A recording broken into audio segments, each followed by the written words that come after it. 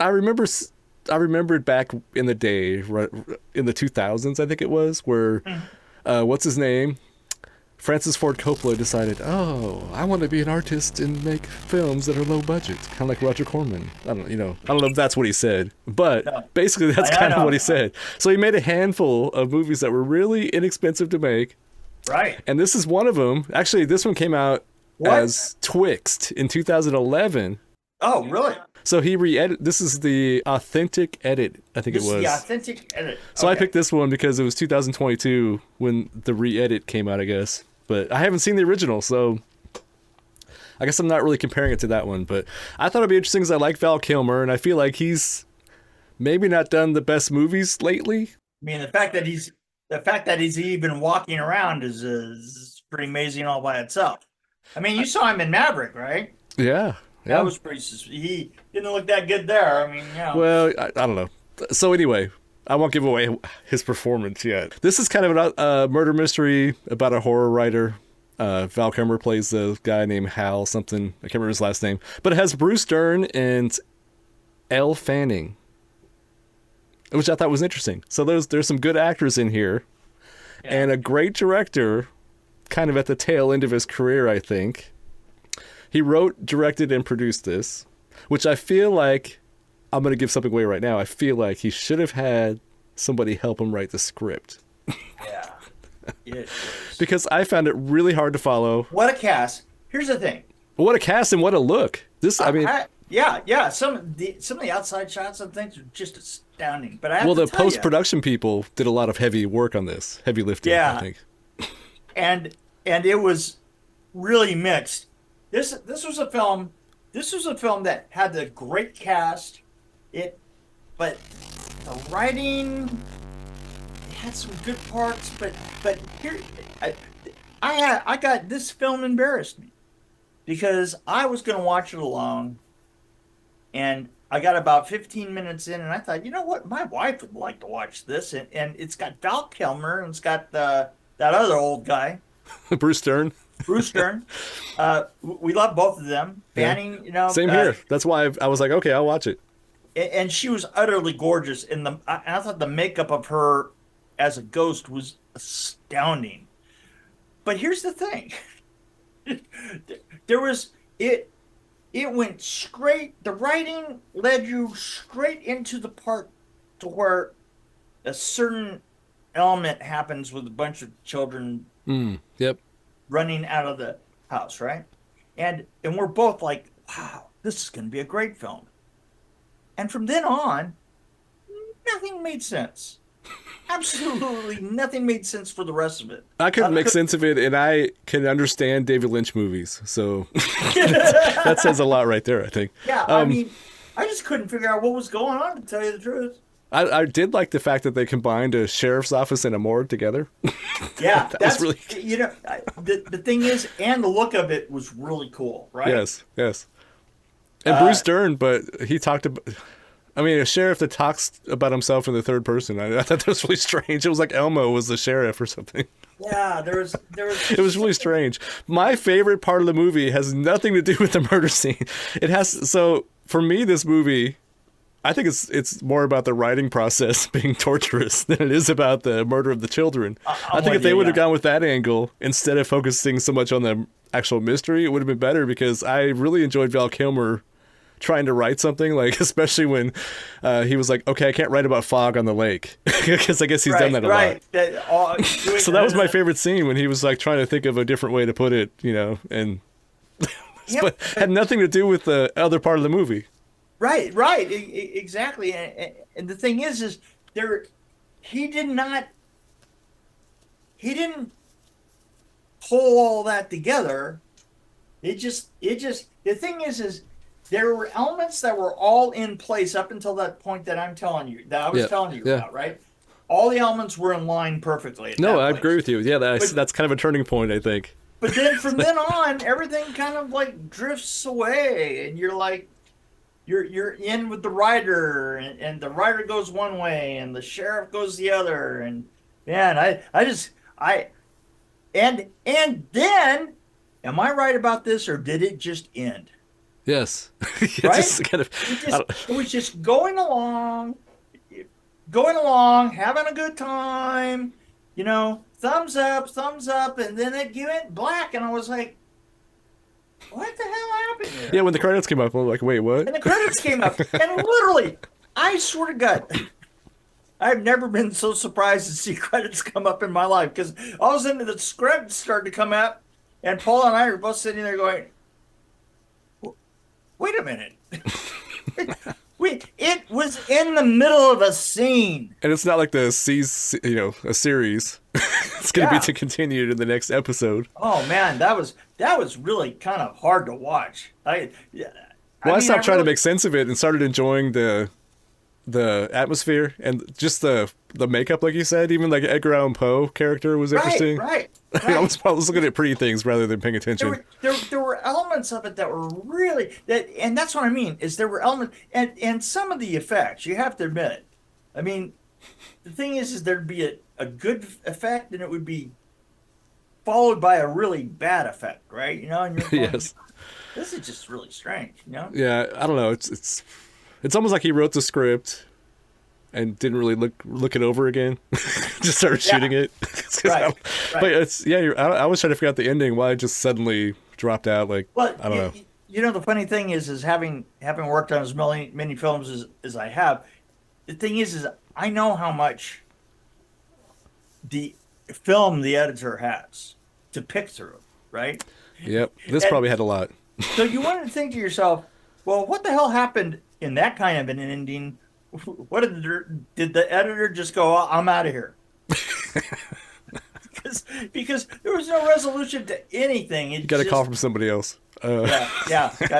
Oh man, hey. Lisa Frankenstein? I'll be there.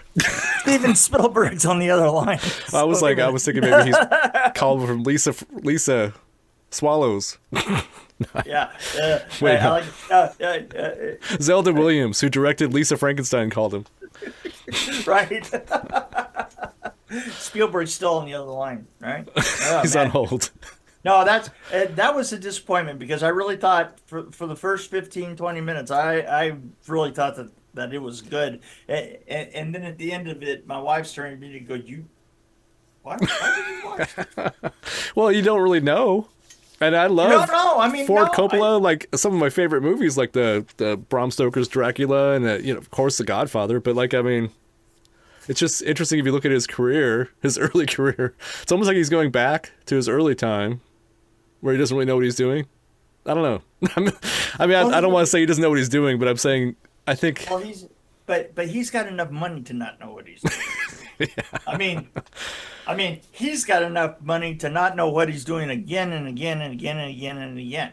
I think he was stoned, and I think he co-directed this with David Lynch, and David Lynch was like, keep me off the credits. I think he was on Ozempic, that's all. He was trying to lose some weight, and he lost his mind instead. I have trouble judging this because I love to see Bruce Dern, and it was good to see Val Kilmer. But